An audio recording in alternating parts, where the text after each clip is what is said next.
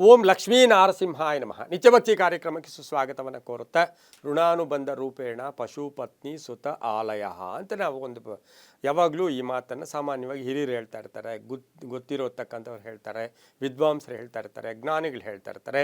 ಇದರಲ್ಲಿ ನಾವು ಒಂದಕ್ಕೆ ಹೆಚ್ಚು ಪ್ರಾಶಸ್ತ್ಯ ಕೊಡ್ತೀವಿ, ಅದು ಆಲಯ. ಆಲಯ ಅಂದರೆ ಮನೆ. ಇವತ್ತಿನ ಸಹ ಪ್ರತಿಯೊಬ್ಬನಿಗೂ ಸಹ ಒಂದು ಮನೆ ಅಂತಕ್ಕಂಥದ್ದು ಬೇಕೇ ಬೇಕಾಗಿರುತ್ತೆ. ಹಾಗಾಗಿ ಆ ಮನೆಯನ್ನು ನಿರ್ಮಾಣ ಮಾಡ್ತಕ್ಕಂಥ ಕಾಲ ಭಾಳ ಇಂಪಾರ್ಟೆಂಟ್.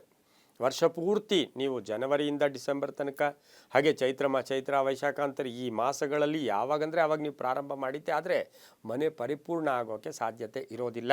ನಮ್ಮ ಹಿಂದೂ ಸನಾತನ ಸಂಸ್ಕೃತಿಯಲ್ಲಿ ಪರಂಪರೆಗಳಲ್ಲಿ ಕೆಲವು ಮಾಸಗಳಲ್ಲಿ ಪ್ರಾರಂಭ ಮಾಡಿದ ಮನೆ, ಶಂಕುಸ್ಥಾಪನೆ, ಪಾಯಪೂಜೆ ಮಾಡಿದ ಮನೆ ಯಾವುದು ನಿರ್ವಿಘ್ನವಾಗಿ ಮುಂದುವರಿಯೋಕ್ಕೆ ಎಲ್ಲರಿಗೂ, ಎಲ್ಲ ರಾಶಿಯವರಿಗೂ ಸಹ ಬಹಳಷ್ಟು ಶುಭ ಆಗ್ತಕ್ಕಂಥದ್ದಾಗಿರುತ್ತೆ.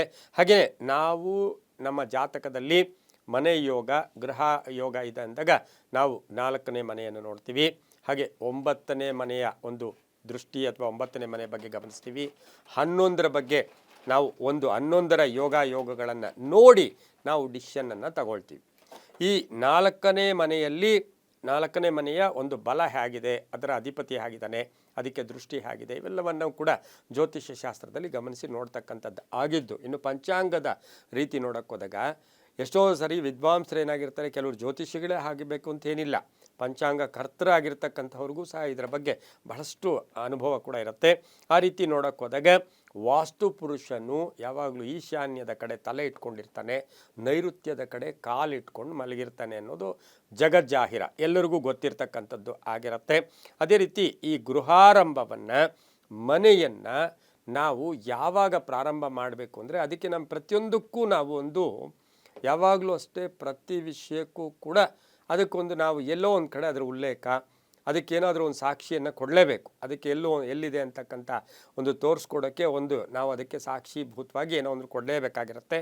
ಆ ರೀತಿ ನೋಡೋಕ್ಕೆ ಹೋದಾಗ ಬಾದರಾಯಣರು ಅಂತ, ಆ ಬಾದರಾಯಣರ ಪ್ರಕಾರ ಯಾವಾಗ ನಾವು ಮನೆಯನ್ನು ಪ್ರಾರಂಭ ಮಾಡಿದರೆ ಎಷ್ಟು ಶುಭ, ಎಷ್ಟು ಒಳ್ಳೆಯದಾಗುತ್ತೆ ಅಂತಕ್ಕಂಥ ಒಂದು ಬಾದರಾಯಣರ ಆ ಗ್ರಂಥದಲ್ಲಿ ಅವರು ಹೇಳಿರ್ತಕ್ಕಂಥದ್ದು ಏನು ಹೇಳಿದ್ದಾರೆ, ನಾವು ಯಾವಾಗಲೂ ಅಷ್ಟೇ ವೈಶಾಖ ಮಾಸ, ಪಾಲ್ಗುಣ ಮಾಸ, ಶ್ರಾವಣ ಮಾಸ, ಈ ಮಾಘ ಮಾಸ, ಈ ಮಾಸಗಳಲ್ಲಿ ನೀವು ವೈಶಾಖ, ಪಾಲ್ಗುಣ, ಶ್ರಾವಣ ಮತ್ತು ಮಾಘ ಮಾಸಗಳಲ್ಲಿ ನೀವೇನಾದರೂ ಮನೆಯನ್ನು ಪ್ರಾರಂಭ ಮಾಡಿದ್ದೇ ಆದರೆ ಅದು ನಿರ್ವಿಘ್ನವಾಗಿ ಪರಿಪೂರ್ಣ ಆಗುತ್ತೆ ಅಂತ ಅವರು ಹೇಳ್ತಾರೆ.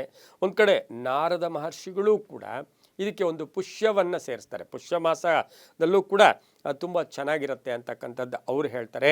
ಆದರೆ ದನ ಕನಕ ಆರೋಗ್ಯ 100 ವರ್ಷ ಆ ಮನೆಯಲ್ಲಿ ಆಯಸ್ಸಿದ್ದು ಎಲ್ಲವೂ ಕೂಡ ಕೂಡಿ ಬರಬೇಕು ಅಂದರೆ ನಾವು ಯಾವ ಮಾಸದಲ್ಲಿ ಅದು ಶುಭ ಅಶುಭ ಅನ್ನೋದನ್ನು ಕೂಡ ಸೂಕ್ಷ್ಮವಾಗಿ ನಾವು ತಿಳ್ಕೊಳ್ಳೋಕೆ ಹೋಗಿದ್ದೆ. ಆದರೆ ಯಾವಾಗಲೂ ಕೂಡ ಸ್ಥಿರ ಮಾಸ, ಸ್ಥಿರ ರಾಶಿಗಳಲ್ಲಿ ಶಂಕುಸ್ಥಾಪನೆ ಮಾಡಿದ್ರೆ ತುಂಬ ಒಳ್ಳೆಯದು ಅಂತ ಹೇಳ್ತಾ, ಇನ್ನು ಚೈತ್ರ ಮಾಸದಲ್ಲಿ ಶೋಕಗಳು ಜಾಸ್ತಿ ಇರುತ್ತೆ. ಹಾಗೆ ವೈಶಾಖ ಮಾಸದಲ್ಲಿ ಧನಯೋಗ, ಕೀರ್ತಿ ಪ್ರತಿಷ್ಠೆಗಳು ಜಾಸ್ತಿ ಆಗುತ್ತೆ. ಜ್ಯೇಷ್ಠ ಮಾಸದಲ್ಲಿ ಅನಾರೋಗ್ಯ, ಜ್ಯೇಷ್ಠ ಮಾಸದಲ್ಲಿ ಯಾವತ್ತೂ ಪಾಯ ಹಾಕಬಾರ್ದು. ಆಷಾಢ ಮಾಸದಲ್ಲಿ ನಮಗೆ ಶುರು ಮಾಡಿದಾಗ ಅಪಘಾತಗಳು, ವಾಹನ ಕಂಟಕಗಳು ಕೂಡ ಜಾಸ್ತಿ ಆಗುತ್ತೆ. ಆದರೆ ಶ್ರಾವಣ ಮಾಸದಲ್ಲಿ ಧನಯೋಗ ಅಂತ ಹೇಳುತ್ತೆ. ಭಾದ್ರಂಪದ ಮಾಸ ದಾರಿದ್ರ್ಯವನ್ನು ಕೊಡುತ್ತೆ. ಆಶ್ವೀಜ ಮಾಸ ಕಲಹಗಳನ್ನು ಕೊಡುತ್ತೆ. ಇನ್ನು ಕಾರ್ತಿಕ ಮಾಸ ಬೇಗ ನಿಮಗೆ ದುಡ್ಡು ಇಲ್ಲದೇ ಇದ್ರೂ ಕೂಡ ಅದು ನಿಮಗೆ ಅನುಕೂಲ ಮಾಡಿಕೊಡುತ್ತೆ. ಮಾರ್ಗಶಿರ ಮಾಸದಲ್ಲೂ ಕೂಡ ನಿಮಗೆ ಸ್ವಲ್ಪ ಸ್ಲೋ ಆಗಿ ಹೋಗ್ತಾ ಇರತಕ್ಕಂಥದ್ದು. ಇನ್ನು ಪುಷ್ಯ ಮಾಸದಲ್ಲಿ ಕೆಲವರಿಗೆ, ಎಲ್ಲರಿಗೂ ಕೂಡ ಅಷ್ಟು ಶುಭ ಅಲ್ಲ. ಮಾಘ ಮಾಸದಲ್ಲಿ ನೀವು ಸ್ವಲ್ಪ ಒಳ್ಳೆ ಮನಸ್ಸು ಮಾಡಿದ್ರೆ ಬೇಗ ಮನೆ ಕೂಡ ಆಗುತ್ತೆ. ಪಾಲ್ಗುಣ ಮಾಸ ಕೂಡ ಶುಭ ಆಗ್ತಕ್ಕಂಥದ್ದು.